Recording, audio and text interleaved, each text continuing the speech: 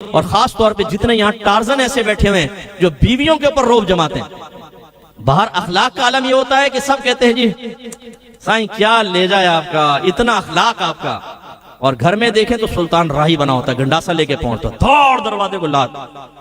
ایک بچہ ٹیبل کے نیچے، بچی پردے کے پیچھے. کیا ہو بھائی؟ سلطان راہی آ گیا بھائی. تیری یہ تیری وہ. مدر سسٹر ایک کر دیتا ہے بہن کی، مارنا پیٹنا، پاؤں کی جوتی سمجھا ہوا ہے. اور باہر نکلتے ہیں میں تو آپ کا خادم ہوں، بعد اس سے بڑھ کے سپرلیٹو ڈگری، میں تو کتا کمینہ ہوں. او بھائی ڈاگ اور کمینے، تم گھر میں جا کے بیوی کے اوپر تو ایسے شیر ہو جاتے ہو. میرے آقا صلی اللہ علیہ وسلم نے فرمایا تم میں سب سے بہتر وہ ہے جو اپنے گھر والوں کے معاملے میں سب سے بہتر ہے، اور میں اپنے گھر والوں کے معاملے میں تم سب سے بہتر ہوں. تحدیث نعمت کے طور پہ بیان فرمایا. یہ کام نہ کریں خدا را. اگر آپ اپنی زوجہ کو پاؤں کی جوتی سمجھتے ہیں، وہ بھی کسی کی بیٹی ہے، وہ بھی کسی کی بہن ہے، وہ آپ کے بچوں کی ماں ہے. اگر ایک کمزور مخلوق آپ کے تابع کر دی، اس کا مطلب یہ نہیں ہے کہ آپ اس تکبر میں آ کر نبی کریم کی سنت کو ترک کر کے اس کے منہ پہ تماچے ماریں، اپنے بچوں کے سامنے اس کو ذلیل کریں، اپنے خاندان والوں کے سامنے اس کی عزت اتار کے بار بار ہاتھ میں رکھیں.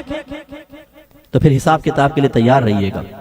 ایک صحابی نبی کریم صلی اللہ علیہ وسلم کے پاس آیا، یا رسول اللہ میرے غلام غلطیاں کرتے ہیں اور میں ان کو مارتا ہوں، میرا اور ان کا کیا حساب ہوگا؟ سرکار صلی اللہ علیہ وسلم نے فرمایا بروز قیامت تم دونوں کو ترازو کے پاس کھڑا کیا جائے گا. تیرے غلاموں کی غلطیاں ایک پلڑے میں رکھی جائیں گی اور تیری سزا دوسرے پلڑے میں رکھی جائے گی. اگر دونوں برابر ہوئی تو نہ لینا نہ دینا. اگر ان کی غلطیاں زیادہ تیری سزا کم ہوگی تو ان کی نیکیاں نکال کر تیرے نام اعمال میں ڈالی جائیں گی. اور اگر تیری سزا زیادہ ہوئی اور ان کی خطا کم ہوئی تو تیری نیکیاں نکال کر ان کے نام اعمال میں ڈالی جائیں گی. وہ صحابی روتے ہوئے چلے. آپ اندازہ کریں بعد اوقات ہمارے بے تکلف دوست ہمیں تکلیف پہنچاتے ہیں، ہم اس لیے اگنور کر دیتے ہیں یار دوست ہے کوئی بات نہیں، لیکن اس سے کہیں کم درجے کی غلطی بیوی سے ہو جائے تو اس کی ماں بہنیں کر دیتے ہیں. وہ بیچاری 4 گھنٹے چولہے کے سامنے کھڑے ہو کر گرمی میں جل کر ہمارے لیے کھانا بناتی ہے، اور موصوف کو کھانا پسند نہیں آیا، نمک تیز ہو گیا، مرچیں تیز ہو گئی، گوشت نہیں، تو بعد اوقات تو پلیٹ لے کے مارتے ہوئے دیکھا گیا منہ پہ مار دیتے ہیں، پلیٹ اٹھا کے پھینک دیتے ہیں اور 4 گالیاں دے کر نکل جاتے ہیں گھر سے باہر. کیا کر رہے ہیں آپ؟ یہ اخلاق ہمارے نبی کو تو نہیں.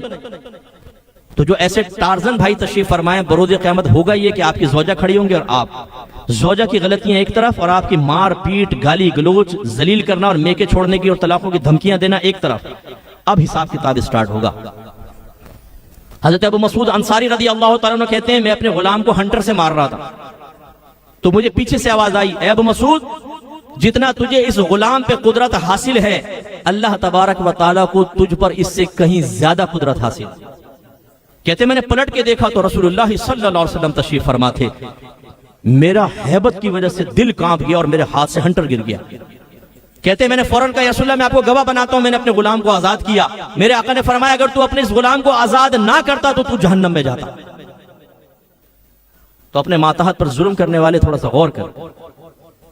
ایک صحابی آئے، اچھا کیا کریں اب؟ یہ طرز بھی اختیار کر لیں، یہ ہی نہیں میں کہہ رہا ہوں یہ بھی اختیار کر لیں. ایک صحابی آئے، رسول اللہ میرے غلام غلطیاں کرتے ہیں کیا کروں؟ فرمایا درگزر کر دیا کرو، معاف کر دیا کرو. فرمایا میں کرتا ہوں، پھر غلطی کرتے ہیں. فرمایا پھر معاف کر دیا کرو.